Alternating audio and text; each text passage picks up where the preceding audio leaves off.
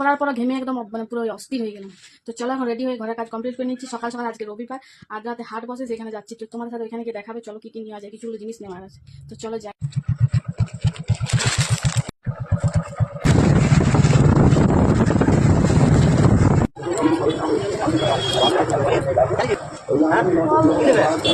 হাড়ি হাড়ি এইটা কত দাম আছে? কত দাম? এটা 100 টাকা। 100 টাকা দাম, বহুত দাম বলে যায়।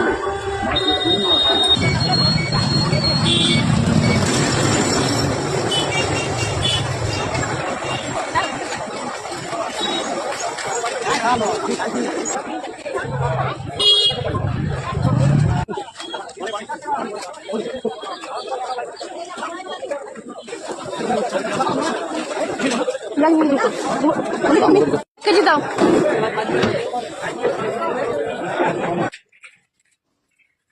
তো বাজার করে এসে অস্থির হয়ে গেলাম।